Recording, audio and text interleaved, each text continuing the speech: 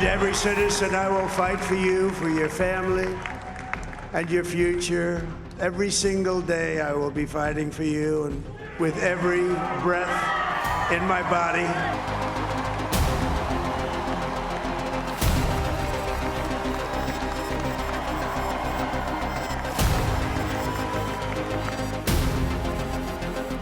God spared my life for a reason.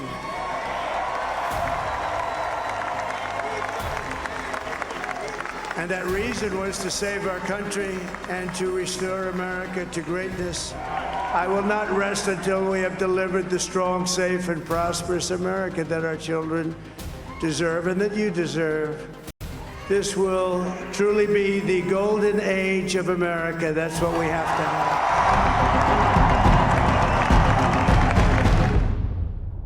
Please welcome President-elect Donald J. Trump. The United States has a new president-elect, and it's none other than Donald Trump. A former president who will return to power stronger than back in 2016 when he had been elected.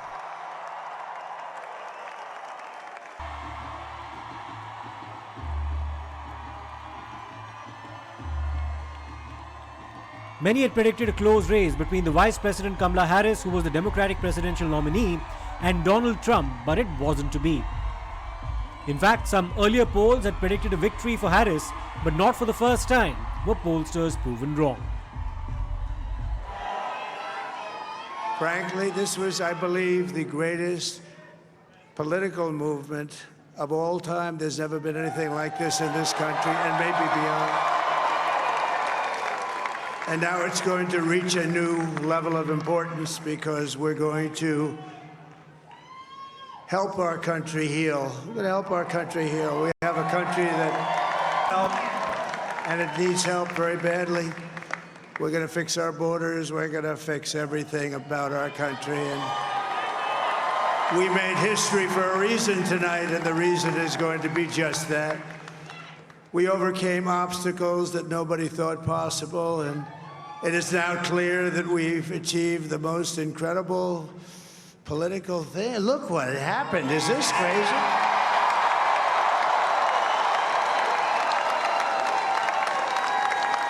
But it's a political victory that our country has never seen before, nothing like this. I want to thank the American people for the extraordinary honor of being elected your 47th president and your 45th president. And every citizen, I will fight for you, for your family, and your future. Every single day, I will be fighting for you, and with every breath in my body, I will not rest until we have delivered the strong, safe, and prosperous America that our children deserve and that you deserve. This will truly be the golden age of America. That's what we have to have. This is a magnificent victory for the American people that will allow us to make America great again. Not only did Donald Trump win the Electoral College vote, he also won by a fair margin the popular vote.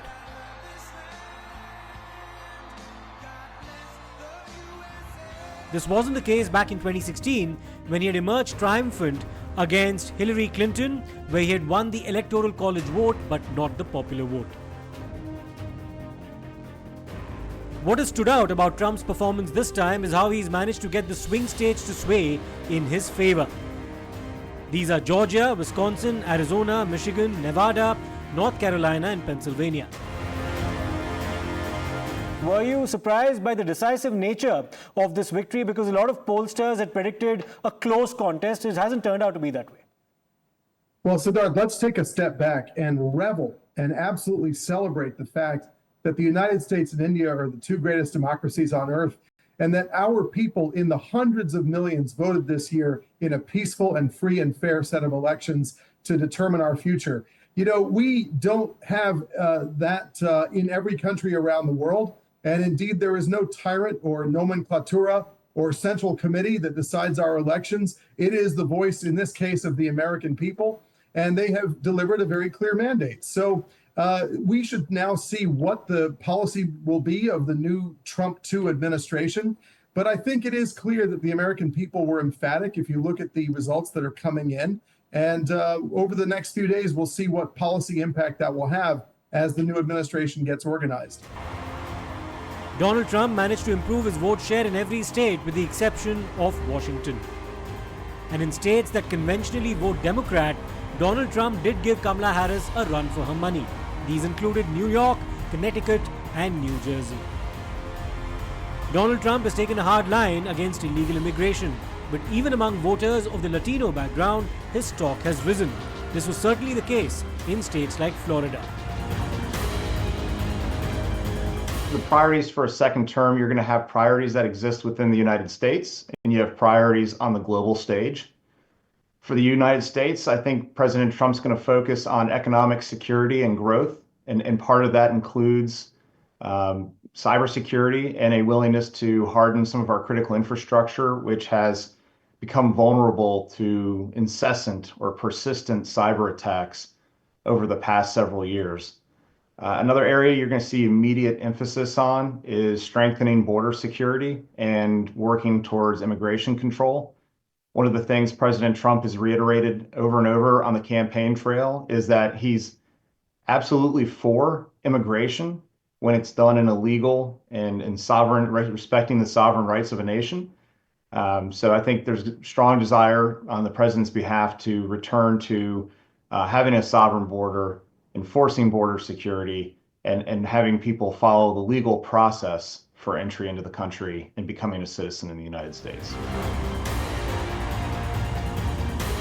In fact, among white, Asian, as well as black voters, Trump's popularity has only grown.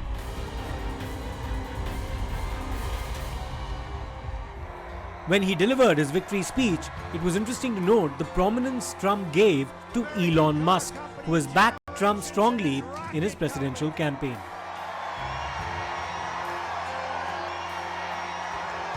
Let me tell you, we have a new star. A star is born, Elon. Now he is. Now he's an amazing guy. We were sitting together tonight. You know, he spent 2 weeks in Philadelphia and different parts of Pennsylvania campaigning. You know, he sent the rocket up 2 weeks ago, and I saw that rocket, and I saw it coming down. I saw it. It was, when it left, it was beautiful, shiny white. When it came down, it didn't look so pretty. It was going 10,000 miles an hour. I was president, and now it looks like I was going to be maybe president again, so I figured I could ask him to hold. So I asked him to hold. And especially because you're going to be president again, they hold. So I took the phone down, and I'm looking at the screen. I'm seeing this crazy thing that's going around and coming down. It looks like it's going to crash into the gantry. And I said, oh, no. And I said, do me a favor, do you mind holding for a couple of minutes? I want to see this. I thought it was a space-age movie or something. I put the phone down. Bad part, I didn't pick it up for 45 minutes, and he was holding. But this spaceship came down, and I saw those engines firing, and it looked like it was over. It was going to smash, and then I saw the fire pour out from the left side, and I put it straight, and it came down so gently, and then it wrapped those arms around it, and it held it, and just like you hold your baby at night, your little baby. And it was a beautiful thing to see, and I called Elon. I said, Elon, was that you? He said, yes, it was.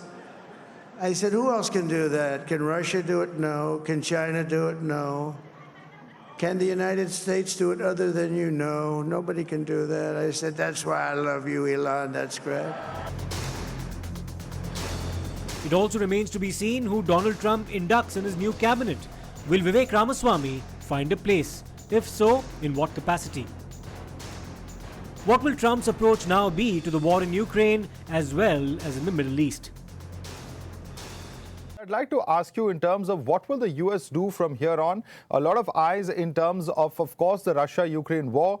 Do you believe the United States will withdraw from NATO, knowing fully well that Trump isn't a big fan of NATO? And how will it alter the dynamics of the Russia-Ukraine conflict and the support that the United States has been extending to Ukraine? I think it's a very serious possibility that Trump will withdraw from NATO. He wanted to do it. He almost did it in 2018.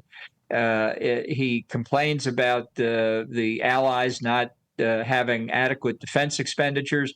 That's not a bargaining position. He doesn't understand collective defense. He thinks basically we're defending the Europeans and they're not paying for it.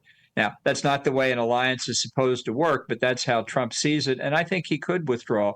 I think that would have a catastrophic impact on Ukraine, which I also think Trump, he wants to wrap that up. He doesn't, he sees it as a Biden problem. He doesn't want it in his administration. I think that augurs poorly for the Ukrainian position. We'll see what happens, but I think that would also apply in the Middle East. He wants that war over with too, not because he objects particularly to Israeli policy. He just doesn't want it on his table as a legacy from the prior administration. India and the United States shared close ties during the tenure of Donald Trump, and that has continued into the Biden tenure as well. The Trump administration was very outspoken on Chinese expansionism and it condemned China following the Galwan standoff. Has it grown and over the past few years, and the reasons that you think are responsible for that? I think it has grown, and I think the number one reason comes down to economics, GDP growth. India has had impressive GDP growth, led by the opening of markets. You know, India didn't have a track record of that in the 20th century, but in the 21st century, and it continues under Modi, embracing the idea that capitalism is still the best system we have to lift people up from poverty. I don't think that should be a controversial thing to say, though in some corridors it is. But I think that India has demonstrated that better than many countries. And I do think the fact that it is now the world's unambiguously most populous nation, after I think China's poor policy decision to have a one-child policy, I think it creates the opportunity for great productivity. You know, like any nation, it has its challenges. We have our challenges here in the United States. India has its own challenges too. But I think it is heading in the right direction. And I think, frankly, a stronger relationship with America will also be in India's best interest too. I think it's in the best interest of both countries, but I think it's in India's best interest too. You think about rebuilding the Indian military, you think about further modernizing the economy, further understanding now as a real player. You don't necessarily get treated with kid gloves in negotiations about trade. You know, you're gonna now enter the big leagues. That's great. The United States would approach India accordingly, but in the long run, I think that's a good thing. But if you look at trade, look at U.S.-China trade, look at India-U.S. trade, 1/3 probably of that. How do you change some of these economic decisions? Because it's all very well to say that India and China should do things together, but, there are the realities. Yeah, look, I think that's there's room for great negotiation there, but I do think it's in the self-interest of both the United States and India, vis-a-vis China, to say that a stronger U.S.-India relationship is going to leave both the U.S. and India better off.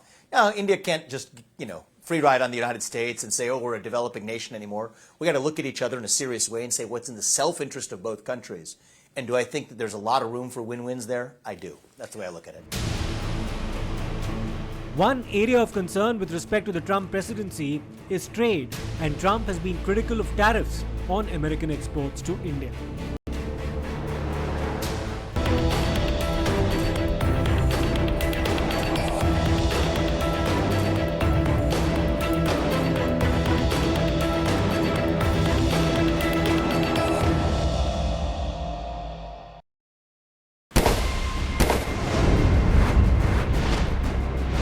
Donald Trump survived 2 assassination attempts during the presidential campaign, one of them in Butler in Pennsylvania, where he was shot at, but the bullet grazed his ear.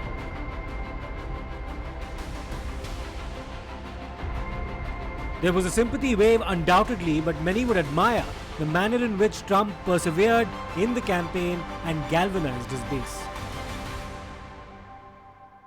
Do you think the assassination attempts on Trump also had any implications for the fact that he has now won the election? Was there a sympathy vote? But I think it was very spiritual. I think people thought that God had a plan for him, a greater plan, particularly given the assassination attempt on his life and how he stood up and he raised his fist in the air. Look, we understand that Trump is imperfect. Okay, everybody knows he's imperfect, but one thing we believe is that he loves Americans.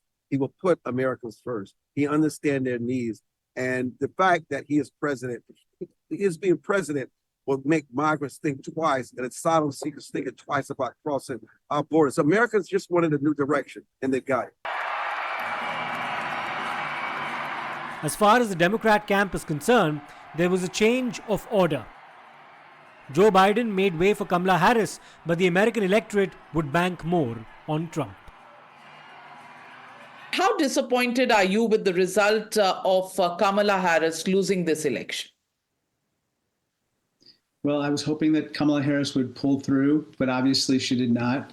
I think that now we have to kind of, deal with the present circumstances and do what I and others have been recommending for a long time, which is we got to come together as Democrats and Republicans and address kind of the kitchen table topics or the fundamental issues facing everyday people. And that is something that should not know any party labels. Well, let me also ask you, what are the issues that you talk about? What were these issues, and why were these issues not spoken about? The gaps that finally emerged in leading to this loss. Well, I think the most important issues are, how do you address the cost of living? How do you make sure that everyone has access to quality, affordable health care, as well as education for their children? How do you make sure that everyone can access a job that enables them a middle-class lifestyle in the 21st century? I think that Democrats need to continue to emphasize those issues above all else and work with Republicans who can come together with them on kind of practical solutions to the problems of everyday Americans. Let me ask you, did Donald Trump end up communicating these issues and their solutions in a better manner to the people of America than Kamala Harris did? Did that impact the outcome of these elections? Perhaps. I think that now, we have to kind of reflect on what has happened, learn from what has happened, and then move forward. In her concession speech, Harris conceded defeat but vowed to fight on, claiming that many people felt that there were dark days ahead. While I concede this election, I do not concede the fight that fueled this campaign.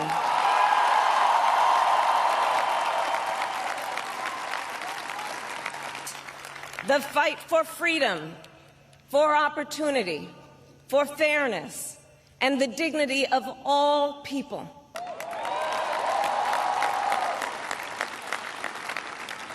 I will never give up the fight for a future where Americans can pursue their dreams, ambitions, and aspirations, where the women of America have the freedom to make decisions about their own body and not have their government telling them what to do.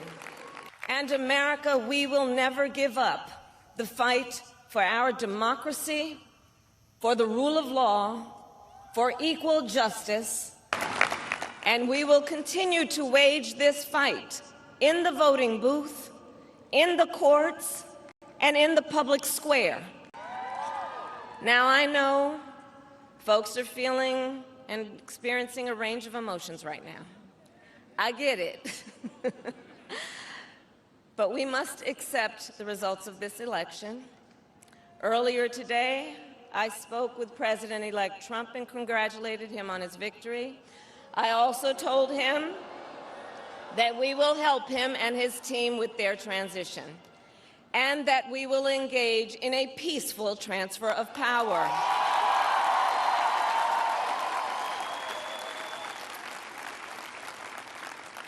A fundamental principle of American democracy is that when we lose an election, we accept the results. That principle, as much as any other, distinguishes democracy from monarchy or tyranny. And anyone who seeks the public trust must honor it.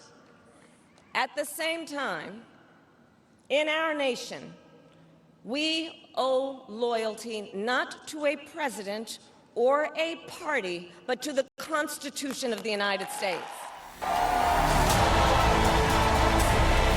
How this new term will pan out remains to be seen, but there will certainly be a change in approach. Trump is a stronger president this time because the Republicans have won the Senate, are leading the House of Representatives. What also helps Trump's administration is the fact that many of the judges he appointed to the Supreme Court during his tenure remain there. The executive branch will be much stronger under Donald Trump than his predecessors in recent times. All in all, it promises to be an interesting 4 years ahead.